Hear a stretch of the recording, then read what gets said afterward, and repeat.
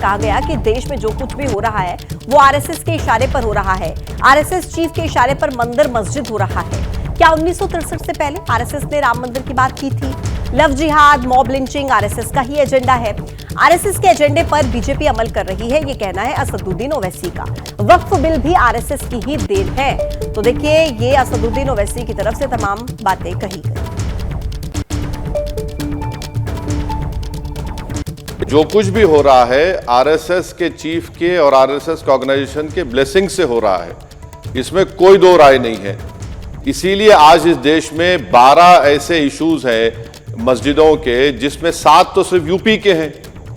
और कोई आकर मुझसे कहे कि नहीं आरएसएस के चीफ को आप बेनिफिट ऑफ डाउट दीजिए, वो ये बात कह रहे हैं, मैं हरगिज नहीं दूंगा। जब तक उनकी इजाजत से कोई पत्ता नहीं हिलता, और ये हम कैसे देंगे, इस बात को मानेंगे। आरएसएस ने 1963 या 62 से पहले राम मंदिर की बात की नहीं की। क्या विश्व हिंदू परिषद ने बात की राम मंदिर की? नहीं की।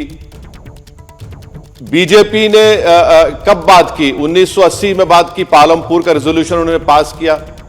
तो ये जो डबल स्पीक है, ये आरएसएस की एक्सपर्टीज है। मैं हरगिज मोहन भागवत साहब के स्टेटमेंट को बेनिफिट ऑफ डाउट नहीं दूंगा। जो कुछ इस देश में हो रहा है, चाहे मंदिर, मस्जिद, मॉब लिंचिंग, लव जिहाद, यूसीसी, ये सब आरएसएस के एजेंडे को पॉलिटिकल ऑर्गन बीजेपी है जो उसको अमल करना चाह रहा है, उसको लेके आना चाह रहा है। और यही हम देख रहे हैं, चाहे वो वक्फ बिल हो, ये वक्फ बिल भी तो आरएसएस की देन है। तन का पर्याय बन चुके आरएसएस के बयानों को लेकर सवाल खड़े हो रहे हैं। मामला संघ बनाम संत का हो चुका है।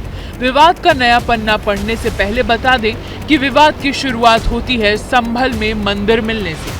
19 दिसंबर को इसमें संघ प्रमुख मोहन भागवत का बयान आता है।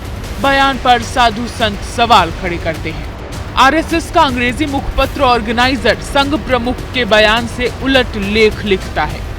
अब आरएसएस के हिंदी मुखपत्र 5 जन्य में जो लेख छपा है, वो आरएसएस प्रमुख के बयान को ही आगे बढ़ाता है। पहले 19 दिसंबर को मोहन भागवत ने पुणे में जो कहा था, उसे देख लीजिए। राम मंदिर झालं पाहिजे, ते होत आहे। हिंदूंची श्रद्धास्थान हिंदूंना वाटतं, परंतु असं केलं म्हणजे हिंदूमध्ये नेता होता येतं म्हणून, किंवा अतिरेकी रोज एक नवीन प्रकरण काढणे, हे कसं चालेल? हे नाही चालणार। 19 तारीख को मोहन भागवत का ये बयान आया तो साधु संतों ने मोर्चा खोल दिया। जगत गुरु रामभद्राचार्य से लेकर शंकराचार्य तक ने भागवत पर सवाल उठाए। उनका बयान अदूरदर्शी है। वो हमारे शासक नहीं है, संघ हमारा शासक नहीं, हम उसके शासक हो सकते हैं। हम हर मस्जिद में कहाँ देख रहे हैं? जिस मस्जिद में हमको ये प्रमाण मिल रहे हैं कि ये मंदिर को तोड़ करके बनाई गई है, उस मस्जिद के बारे में हम अपनी बात उठा रहे हैं, प्रमाण के साथ उठा रहे हैं। जब तक काशी और मथुरा हमें नहीं मिल जाएगी, तब तक यहाँ जो आग लग रही ना, आग, उस पे तसल्ली नहीं बैठेगी। संघ से भी निवेदन है कि संघ भी इसमें हम लोगों को एक मार्गदर्शन दे। अब आरएसएस के हिंदी मुखपत्र 5 जन्य में लिखा गया है कि ऐतिहासिकता और आध्यात्मिकता से शून्य राजनीतिक स्वार्थ से लबरेज कुछ ऐसे तत्व हैं जिन्होंने हर गली मोहल्ले में हिंदू मंदिरों के उद्धार का मुखौटा चढ़ाकर अपनी राजनीति को चमकाना, समुदायों को भड़काना और स्वयं को सर्वोच्च हिंदू चिंतक के रूप में प्रस्तुत करना आरंभ कर दिया है।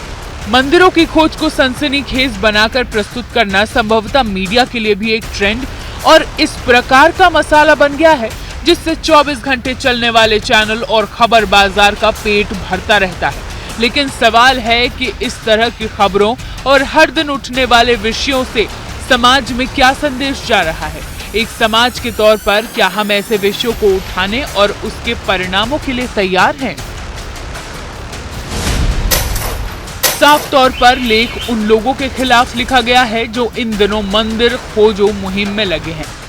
ये अलग अलग शहरों की तस्वीरें हैं, जहां सालों से बंद पड़े मंदिरों की पिछले महीने तलाश हुई, पूजा पाठ शुरू हुई।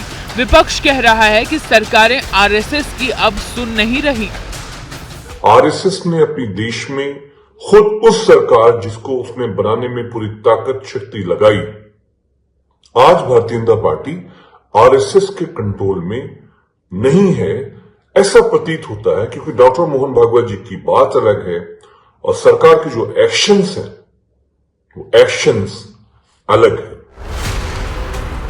लेकिन इसी बहाने यूपी के मुस्लिम स्कॉलर और धर्मगुरुओं को आरएसएस पसंद आने लगा है। मोहन भागवत साहब का ये बयान काबिल तारीफ है और इस एतबार से मैं समझता हूँ कि वो देश के भी हित में है, हिंदू धर्म के भी हित में है और हिंदुस्तानी सोसाइटी के लिए भी है और मुल्क को तरक्की की तरफ ले जाने वाला, और जो मुल्क पीछे की तरफ जा रहा था और जो बर्बाद होने का खतरा था उससे बचाने वाला है।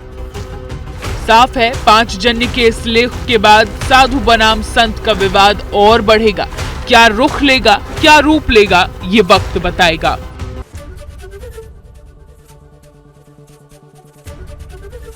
एबीपी गंगा, खबर आपकी, जुबान आपकी।